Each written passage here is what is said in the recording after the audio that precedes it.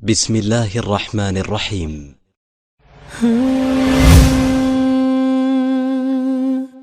السلام عليكم.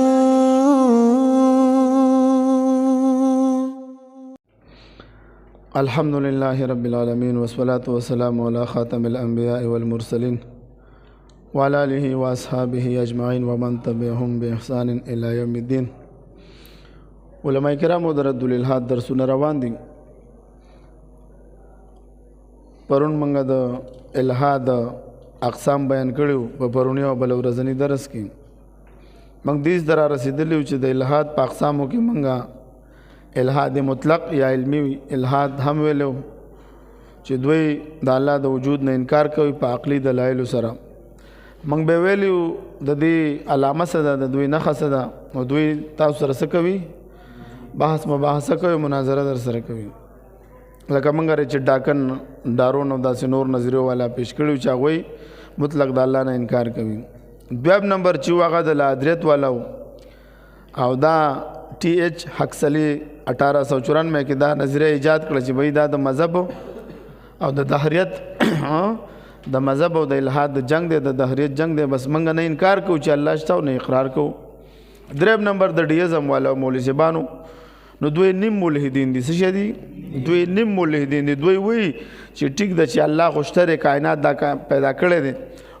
دا کائنات چا پیدا کړی؟ الله رب العزت. خو دا په خپله چلیږي. قوانین د فطرت د الله د حکم تابع نه دي. دوی وایي څه وایي؟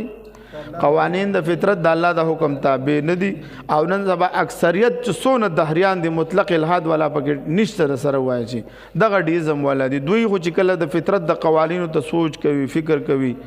بیگ بینگ نظریه ته، د ډارون نظریه ته، دوی وایي یار دا کېدی نه شي، دار څه خود به خود وشي. نو دوی زه خدای شته، خو اوس څه کوي؟ قوانین د فطرتو د وجې چلیږي. لکه والټیر چې مثال پیش کړی د غړۍ په هغه باندې بیا ډیوډ هوم دغه شانته کې رد کړی او ریچارډ ډاکن په هم رد کړی. ریچارډ ډاکن هم په والټیر باندې د دې غړي ساز او د غړۍ چې هغه وایي د سره خدای نشته، خو چې بیا هم راګیر شو الله شته. موږ بنن د الحاد یو بل تقسیم هم بیانو چې کوم هغه الحاد علمي دی او نفسیاتي دی مولوی صاحبانو. نو د مطلق الحاد والا خو دعوت د الحاد درکې چې ډاکن چې خپل د خپل کتاب دی ګاډ ډیلیژن یعنی خود فریب خدای کی دعوت درکې باقاعده څه کوي؟ وایي ته دهري شته مذاهب پرې دا انسانانو ایجاد کړي دي، دا ساينس هم انسانانو ایجاد کړي کنه، نو ساينس هم بیا پرې دی کنه. دوی څه وایي؟ مذهب پرې دی، دا انسانانو دا زړو انسانانو یادګار دی، خدا به ساينس هم پرې دی. په ساينس هم ول ایمان راوړی چې دا خو د جدید خلکو ایجاد د مولوی صاحبانو. او دوی د مذهب په باره کې شکی خبرې کوي. څوک؟ دا د لادریت والا، د دوی علامه نه حدا د مولوی صاحبانو. د ډیزم والا چې کوم نیم ملحدین دي، نو مولوی صاحبانو دوی څه کوي؟ د دوی علامه نه حدا د چې دوی وایي چې دا هر څه الله پیدا کړي خو خود به خود څه کیږي؟ چلیږي. قوانین د فطرت دا مولوی صاحبانو هم ملحدین دي. دغه شان د کې الحاد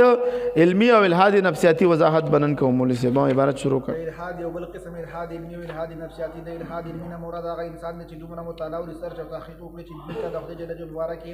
شک او شبهات پیدا شي. دا خلک ډیر کم دي او دنیا کې د تحقیق او فلسفې په بنیاد ملحد شي. د فلسفې په بنیاد باندې شي دا سره شته دی نه مړه. زه په دې فلسفو کې هم داسې نشته پوه شولې چې د فلسفې او د تحقیق په بنیاد شي ملحد شي. حالانکه دا سټیفن هاکینګ وایي هم کب تک تیوریاں بدلتے رہیں گے، موږ به کله پورې دا نظریه بدلو. وایي موږ له داسې یوه نظریه په کار ده چې هغه څه وي؟ اټل وي. د ده څلور کتابونه ما سره دي، وقت مختصر تاریخ، شاندار ډیزاین او دغه شانته کې نور تک څلور پنځه کتابونه ما مطالعه کړي دي. هغه په خپله وایي موږ به کم وخته پورې څه کوو؟ دا نظریه به بدلو را بدلو. نو د علم په فلسفې په بنیاد باندې دوی سه بس هغه د جهالت په وجه د خدای نه انکار کوي. په قدیم دور کې د الحاد سبب هغه د منطق فلسفه و. نو په هغه وخت کې منطق د وخت ضرورت د موجوده زماني او د حاضر د الحاد سبب هغه د ساينس. مولوی صاحبانو څنګه چې د منطق په اصطلاحاتو باندې موږ د اسلام حقانیت ثابتو، نو داسې به اوس په جدید الحاد رد چې کې نو د ساينس د فلسفې نه بس ناسسي خبرواله بلري. لکه د ډاکټر صاحب حمید الله رحمهم الله واقع مله بیان کړ کنه، ګوره سناسه میټریک ویلې او سناسه عصري علوم ویلې نو سیکو ډاکټر مورس بوکایله چې جوابات ورکړو یادم دي کنه مولوی صاحبانو. نو زه درته هم چې سناسه به تاسو د ساينس د فارمولو د دینه بل بیگ بینګ نه ارتقا نه د غټي غټي خبرې کشش ثقل د نیوټن د نظریه دغه شانته کې د دې فلسفو د کتابونو اقوالونه بس نه خبره سي چې کله تاسو د دې نه خبره سي نو د دهري کې دونه جرأت نشته چې تاسو سره په اصول باندې خبرو وکړي ولی موږ ورته اصول ذکر کړیو کنه یو شیز د ثبوت د پاره په یو شیز په پوهه عقل کې نه راتلل د دې خبرې دلیل نه د شیز دی باطل وي ثبوت پس سر راځي مکمل درسونه په موږ موجود دي مولوی صاحب ریاضي ساينس د دې یعنی د عقلو مقصد د الها سبب دی د انسان معاشره بسنګ وي د دوی معاش بسنګ وي او دوی په کائنات ریسرچ کوي نو دوی د ذاتي خلق وي د دوی سره بحث په اعلی الله ستا باندې کیږي خو خپل باندې لګره چې ډاکن سره یو کس مناظره کوي عیسائی نو ورته وایي چې د ابتدا څنګه شوی د سیل نه شوی مذهب کې تیر چې ډاکن وګټي رچ ډاکن د پادری نه په مذهب کې مناظره غټلې ده پادری سره جواب نو خو په دې سیل کې چې بیگ بینګ وشو خود به خود وشو ابتدا د سیل نه وشوه ذره نه وشوله وای دا سیل نو بیا په هغه سوالات کوي سوالات به کیږي چې بای دا څنګه سیل دی د انسان د اثر ډیر غټ دی زړه وړي وړو کې دی دا سیل چا پاپن کړی دی دا ذره دا زړه په دې خپل قالب کې چا پاپن کړی دی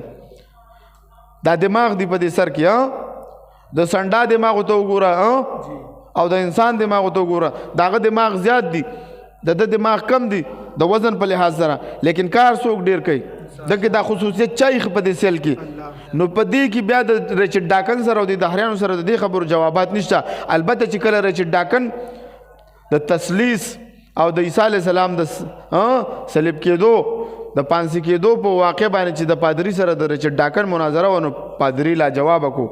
تاسو ته وکړو ریچارډ ډاکن ته تاسو کو چې تاسو ساقي د لری عیسی علی السلام وې د خدای زوی دی دا د عیسایانو نظریه د چې عیسی علی السلام دا تاسو ماویلو چې دا نظریه چا پیش کړی په عیسایانو کې پولس چې دا ساول نوم ده اوس ټول عیسایت په دې پولس پس روان دي د ساول پس روان دي دا يهوديو د په دا مساغه وخت کې چې کوم موحدین او عیسایان هغه به تنگول بیا هغه باوجود هغه ایمان نه پرې غوښتنو دوی به څه کول بیا پکې ځان وردن نه کول کوم کې چې عبد الله بن سبا يهودي را دن شو په من کې شیعت را پیدا کو د اسلام هغه اتفاق سکو دړې وړې کو د دوی په عیسایت کې نه وتل نو دا د ابنیت عقیده او د صلب کېدو عقیده دغه د عیسی علی السلام دا چا د پولس پیش کړه دا تاسو ما مخکې ویلي استاد ذهن بودین نو د ریچارډ ډاکن پادری ته ویل چې تاسو دا عقیده لرئ چې دا د خدای زوی دی نو دا خپل زوی څوک قرباني لکه تاسو ته څوک خپل زوی پانسی کوي څوک خپل زوی وژني نو پادری ورته ویل چې دا خو زمونږ د ګناونو د پاره زمونږ د ګناونو د کفاره دا کفاره نظریه په کوم درا وخت کې دا چې کفاره زمونږ د کفاره د پاره څه شو د خپل زوی قربان کو نو به د ریچارډ ډاکن خو هغه سناسه منطق او اصطلاحات او سناسه ساينس د فارمولو سناسه خبر دی نو به ته تاسو کو چې الله کې عقل څوک نشته وای الله تعالی عقل کامل دی چا ورته ویلي پادری ورته ویلي نو به ورته چې ډاکن ویل چې الله عقل کامل لري نو به د زوی د 500 په ذریعہ بل تجربه کړی وای کنه یو پادری به 500 کړی وای کنه چې لکه زه دا د ګناونو کفاره شول د انسانانو خپل زوی ولی 500 کو نو په دې وجه څه شو بیا ریچارډ ډاکن جواب بیا ور سره نه هغه پادری خاموش شو نو مطلب به دا دی د دې سره چې سونه لکه دا علمی ملحدین چې دي دا ډیر کم دي مولوی صاحبانو د مذهب په لحاظ کرا شي ټیک دا غوي نه غټل شي موږ نه شي غټلې که په مذهب باندې دوی موږ سره بحث کې راشي دوی د اسلام په قانون باندې اعتراض وکړي خپل د دوی پروفیسوران ډاکټران چې کړه د قران مطالعه کوي دوی څه کوي دوی حقانیت تسلیموي چې د قران حق کتاب دی اوس پورې یو ساينسي چې سونه ایجادات کیږي د قران سنا سبب کې ذکر کړي او موږ مخکې وضاحت کړو چې قران د ساينس کتاب نه دی ګوره دا خبر بس تاسو ذهن کې وي یا ګوره د څه خبره راشي اوس لکه د سبا سماوات زمونږ عقیده چې واسمانونه دي مثلهونه داسې مکی دي مکی دي اوس ما ته یو پادری ما سره هغه تحریف مناظره کول نو وین د سر اسمانونه نشته دا د نظر حد دی سره نو ما ورته ویلي ساينس 5 کالو بچی دی د اوسه پورې 5% ایجادات کړي سو نو د ساينس په وجه ګوره موږ خپل عقیده نه پریدو داسې وخت به راشي چې ساينس به ثابت کړي چې وزمکې دي داسې وخت به راشي چې بیا به ثابت کړي چې واسمانونه دي وزمکې دي ساينس لا هغه دې ته نه دی رسېدلی خو کله تاسو باندې اعتراض وشي تاسو به د ساينس د فارمولو په وجه به نه ورخطا کېږئ چې ته ورته څه کې چې ته یو هغه نظریه پیش کوي ته قرآن آیتونه لټې نه قرآن آیتونه لټولو د ضرورت نشته زمونږ عقیده چې دا اټل ده دا داسې یو نظریه ده چې کومه نظریه د صحابه او هغه زمونږ هم ده دا قیامت په باره کې توحید په باره کې رسالت په باره کې حقانیت په باره کې دا زمونږ دا تر د قیامت چې کوم مسلمان هم راځي د به دا نظریه وي او د دوی ساینسدانانو بار بار ما بدل بحث کړی که نه چې نظریه بدلیږي اول کوپرنیکس چې کله په دوربین وکتل چې هلکه نمر مرکز څه شی دی زمونږ د نظام شمسي مرکز نور دی ځمکه نه ده ویل که نمر ساکت دی هغه څه ویلي اسلام هغه وخت وضاحت کړی چې نور روان دی والشمس تجري لمستقر الله بیا چې کله ایډن هیبل په دی 1929 کې دا نظریه پیش کړه چې څه شی دی دا نور هم روان دی دوی مخکې ویلو چې مرکز څه شی دی نور دی زمونږ مرکز د ټولې دنیا مرکز نور دی هغې ویل د سره په کائنات کې مرکز نشته والسماء بنیناها بأید وإنا لموسعون چې کله نه وایي موږ کائنات پیدا کړی دی او دا ورځ په ورځ څه کېږي مولوي صاحبانو دا خورېږي نو علمي ملحدین اوسو ډېر کم دي مولوي صاحبانو دویم نمبر چې کم دلته دي نو هغه نفسیاتي ملحدین دي حارث سلطان دی او داسې کم چې نور داسې غټ غټ ملحدین دي لکه دا یو کتاب یې لیکلی دی زه کشمیري په نوم ځان له یو فرضي نوم ورکړی دی دا د دوی د باطلوالي نښه ده چې دوی ځان له نوم نشي دا کولی موږ الحمدلله دوی سره په ګروپونو کې مناظرې کوو د دهریانو سره موږ ورته وایو راځئ که د نر بچي هستئ د بندر بچي ناست دی د شادو اولاد ناست دی او د آدم بچي هستئ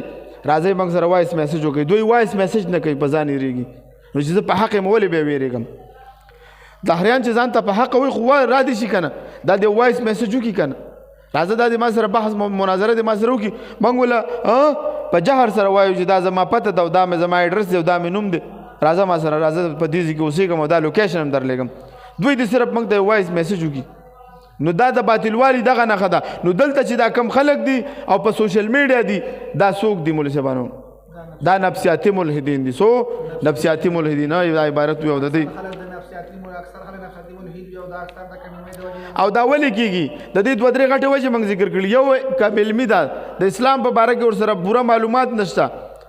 دویم نمبر د اسلام په باره کې معلومات لري او څه د فلسفې په باره کې هم معلومات لري او څه د ساینس په باره کې هم معلومات لري د هر څیز لږ لږ علم دوی سره وي او دوی بیا د خدای د مولوي صاحبانو هغه متل دی که نه وایي نیم وایي حکیم خطرۍ جانیم مولا خطرۍ ایمان دا هغه نیم خلک دي چې دوی سره څه د مذهب باره کې معلومات څه ناڅه لري څه د ساینس باره کې څه د فلسفې او څه د دهریانو کتابونه ګوري د چا ریچارډ ډاکن سټیفن هاکینګ دغه چې دا مشهور فلسفه دی والټیر دی ډیوډ هوم دی فرانسس بیکن دی دغه شانته کې دا مشهور خلک په دې کې تیر شوي دي چې دوی په چا په جمهوریت کار کړی او چا په څه کار کړی د دوی دا کتابونه مطالعه کوي دغه شانته کې برنډر رسل دی د دې ټولو کتابونه ما سره شته نو د دوی کتابونه چې ته ګورې او ته اسلام نه مکمل خبر نه نو اټومیټیکلی به ته تحریک کېږي دوی علمي طور باندې د الحاد منونکي نه وي بلکې د نفسیاتي شکوک د وجې نه ملحد شي شکوک یې ذهن کې راشي دوی اکثر په سوشل میډیا باندې بحث مباحثې کوي او د ملحدینو نظریات مطالعه کوي او بیا پرې بحث کوي داسې خلکو د شبهاتو اکثر لیاني وي او اکثر د کمیلمۍ باندې دلالت کوي انسان سوچ کوي چې دې ته اوس څه جواب تاسې لیاني سوال به در باندې وکړي لکه ما چې ته سوال وکړو چې ستا دا پوزه ستا په دې مخ ولې ده نو ما باندې څه سوال وکړو ما ته تاسو ویل کړه چې ته د فرج نه ولې پیدا نو لکه دا اوس سوال دی نو دوی به درله داسې لیاني سوالات کوي چې ته به چې اوس دله سره جواب ورکړم د دوی نه اکثر سوال کولی شي چې مذهب خو د ژوند د تېرولو اصول بیان کړي دي د هر چا حق معلوم دی او مکمل ضابطه حیات دی که مذهب لرې کړی شي نو د انسان د ژوند تېرولو مولوي صاحبانو موږ دوی ته وایو که نه چې موږ خو مذهب څه یو موږ په یو اصول کې پابند کړي یو موږ له حد مقرر کړی دی چې بھائی که ته شاګرد دی ته به د استاد حق ادا کوې که ته بچی د پلار مور به څه کې خدمت به کې په انفرادي ژوند کې به څنګه ژوند تېرې په اجتماعي ژوند کې به څنګه تېرې کامل مسلمان هغه دی المسلم من سلم المسلمون من لسانه ویده کامل مسلمان هغه سره چې د ژبې او لاس نه بل مسلمان ته ضرر ورسیږي لا یؤمن احدکم حتی یحب لاخیه ما یحب لنفسه څه چې ځان دپاره خوښوي دا به د بل مسلمان دپاره هم خوښوي ځان نو زمونږ خو کامل دین دی موږ له خو ته اوس دا مذهب د مین نه وباسه ته ټول دهریان چې نو تاسو به دا ژوند څنګه تېروئ لکه ما د هغه د دهري په دې خپل کتاب کې زه اسلام ولې نه پرېږدم دې کې چې ما جواب ورکړی و دهري شي نه وی یو سړی یو هلک نه وی دهري شي د خپل استاد نه تپوس کوي چې حضرت ما به چې مخکې هر یو کار کوو نو بسم الله به مې ویله مسلمان وم اوس خو ما به چې سرکټ هم څکه بسم الله به مې ویله چې کېدای شي ګناه مې کمی اوس خو زه خدای هم نه منم او نه مذهب منم اوس چې زه دا ژوند تېروم زه به په کوم اصولو تېروم نو هغه دهري سره استاد سره دې خبر جواب نه او ورته وایي وایي څوک چې حق قبول کړي هغه نور هم مشکلاتو کې گرفتار شي نو ما حق خو دې ته نه وایي حق خو پکار دی چې دا د مسلې حل بیان کړي څوک د مسلې حل دله بیان کوي ته څه شي ته په سکون سره ژوند تېر کوي ته خو نور هم بې سکونه شوې وایي زما بچي به اوس څنګه ژوند تېروي زه اوس بچو ته کم مذهب وښیم زه خو ما خو مذهب پرېغوستو هغه هلک خپله باندې واده کړی او سنجیده اعتراضات تپوسونه کوي د خپل استاد نه چې بھائی دا په 18 قسط کې دا کړی دی که تاسو ته ما کتاب چاله ورکړی کې بیا تاسو د هغه وګورئ په ده باندې سوال کېږي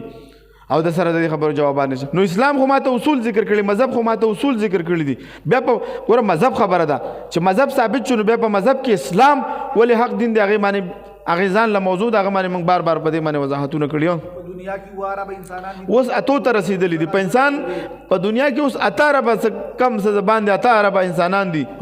وای دا خو د انسان کار دی چې یو انسان څه د ځان لپاره خوښوي هغه د بل لپاره هم خوښ کړي نو دا خو یو اصول شو چې مقرر یې کړو مولوي صاحبانو دی څه وایي دی کې وایي چې یاره بس ځان دپاره خوښوي بل دپاره هم خوښوي نو موږ دا ډېره غلطه اصول شو څنګه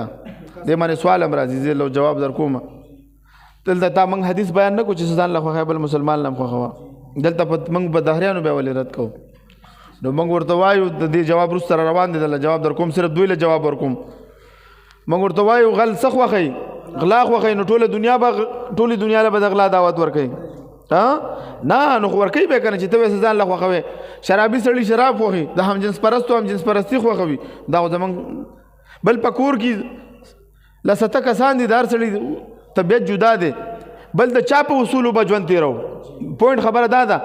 18 به خلک دي که نه یو به وایي زما په اصولو ژوند تېروي بل وایي زما په اصولو دنیا نه خو بس یو جنجال خانه جوړه شي که نه مولوي صاحبانو نو موږ ورته وایو چې دلته خطا امکان څه شی دی ډېر زیات دی اصول چا نه پکار دي خالق مقرر کړي دي لکه ګوره یو موټر چې څوک جوړوي که نه هغه دپاره اصول څوک جوړوي هغه کارخانې والا چا چې ګوره هلکه وایي دې کې به مبلینو له ضرورت وي هلکه دلکه به د مبلینو په ځای پکې چې څوک پټرول واچي دا به وچلېږي اوس یو سړی پاسېږي چې بھائی زه د ټویټا یا دا چې څومره مشهور برانډ ګاډي دي زه د دوی د کارخانو والا دا اصول نه منم او زه پکې ځان نه شاملات کوم دی به دا وچلېږي یا په ټیرونو کې له پټرول ور واچي او به چلېږي نه دا انسان چې را لېږلی دی د دې دپاره اصول چا مقرر کړي دي الله مقرر کړي دي اوس که انسانان ځان نه اصول جوړوي نو دا به د دې دپاره څه وي ټیک ده ستا دپاره خو به فایدهمند وي خو د ټول کائنات دپاره فایدهمند نه دي لکه نن چې دوی د همجنس پرستۍ قانون پیش کړی دی او پاس کړی دی نو دا د همجنس پرستۍ قانون کوم فطري انسان خوښوي هېڅکله یې نه خوښوي چې یاره هلک دې زما ښځه شي او یا زه دې د چا ښځه شم هېڅکله دا څوک نشي برداشت کولی دا خو هغه د انسانیت د فطرت نه لاندې پرېوتي دي نو دوی دا خوښوي دا خو یو اصول شو چې مقرر یې دوی وایي دا هم یو اصول شو په دې کې د خطا امکان ډېر دی ځکه چې یو د انسان په جرایمو عادي وي لکه غلا ډاکه د قتل وغیره نو دا به اوس نورو دپاره هم دا غلط کارونه خوښوي نو دا خو صحیح اصل نه دی چې د ځان دپاره خوښوي هغه د بل دپاره هم خوښ کړي ځکه غلا مولوي صاحبانو غل چې دی غله چې دی غلا خوښوي ډاکه مار سړی ډاکي چرسیان څه وایي زموږ ملګري دي خفه دي نه چې وایي د خلکو ښځې هم چرسیانې کي مخکې مې یو دا کړی بعضې ملګري دي مونږ خاصې یو متل هم کړی نو بیا راپسې هغه میسج کول چې تا بېزتي کړې ده بېزتي هلکه ما موږ د چا بېزتۍ ته خو نه یو ناست خو بعضې هغه متلې مشهورې دي او د چا باره کې یو متل مشهور ودې کړو نو بس بیا خو اوس د نورو دپاره دا خوښوي دا خبره غلطه ده او دویم د چا د خوښې اعتبار به وي ځکه چې یو انسان یو څیز خوښوي او بل انسان بل څیز خوښوي نو معیار به د چا خوښه وي پوه شوئ مولوي صاحبانو معیار به د چا خوښه ګرځې ته نو دا دنیا به د چا په اصولو باندې چلیږي اکثر د یو کور د خلکو خوښه مولوي صاحبانو چې نور اسم نه درځي صرف دا ورته ووایه که نه چې مذهب به مین نه وباسو ټیک شو جنت هم نشته او جهنم هم نشته نعوذ بالله ورته ووایه الله هم نشته راځه ژوند به څنګه تېرو ژوند به د چا په اصولو تېرو صرف په دغه خبره شروع کوو الله که تا سره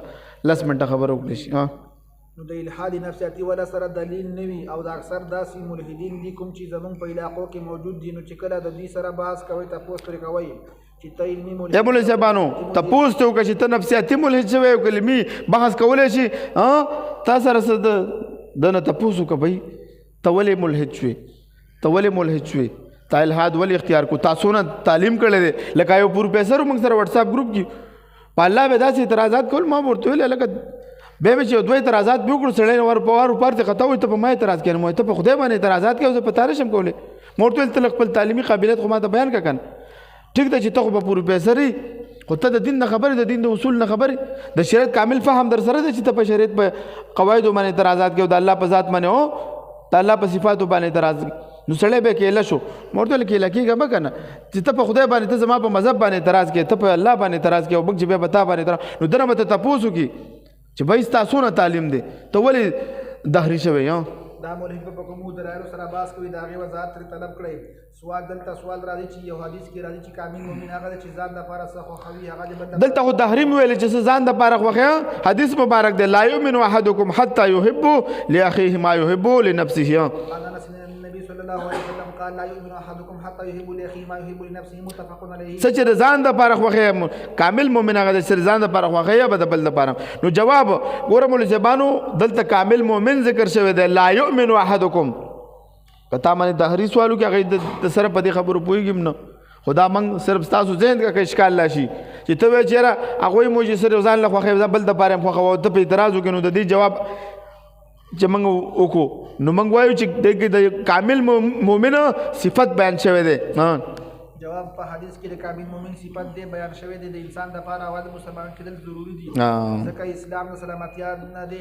د دې نه وروسته ورته د کامل ایمان ضرورت وي د هغې دپاره په حدیث مبارک کې نبي علیه السلام د کامل مؤمن صفت بیان کړی دی څنګه چې کامل مؤمن په الله تعالی باندې او په آخرت باندې ایمان لري نو هغه به ضرور هغه کارونه خوښوي د خپل ځان لپاره چې په کوم دواړو جهانونو کامیابي وي مولوي صاحبانو او د کامل مؤمن په هغه کارونه خوښوي کوم چې د معاشرې دپاره مفید وي کامل مؤمن کنه ته هم جنس پرستی نه کې ته داسې قوانین نه پاس کې چې هغه څه کوي د نورې معاشرې دپاره څه وي نقصان دی وي او د بل انسان حقوق به ورسره نه متاثره کېږي او کوم اصول چې مغربي دنیا جوړ کړي دي هغه د ټولو دپاره مفید نه دي ځکه هغوی د هم جنس پرستی شابه سنګ هغه یو کامل فطرت انسان هم نه خوښوي او داسې نور قوانین هم موجود دي چې هغه قوانین د ټولو انسانانو دپاره مفید ای بولې صاحبانو هغې وی ازادي د مساوات او ترقي د هېڅ نه پکې ازادي شته او نه پکې مساوات او نه پکې ترقي ازادي پکې ولې نشته په فرانس کې زنانو ته اجازه نشته چې دا برقه په سر کې ولو کې د فرانس خپله فرانسوي وي مسلمانه ښځه وي هغه له اجازه نو څنګه ازادي ده ولې صاحبانو دا صرف شاعر دی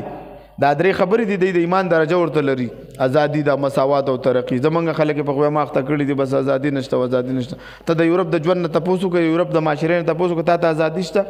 د سره د ته مساوات شته د سره مساوات نشته ته ورشه هلته په کار د مساوات بل وی چې د ایلن ماکس دا دولت ټولو یورپ والاو سره وي دغه وطن والاو سره وي نن په ټولو کې چې غټ مالدار خلک دي دوی دي اول نمبر ایلن ماکس دویم نمبر پکې دغه سنو مې دی نه اوس دغه دی که نه بیل ګیټ دویم نمبر هغه دی دا ټول دغه خلک مالدار دي نو دا څنګه مساوات شو مساوات خدا په کار و چې څنګه چې زمونږ د خیر القرون د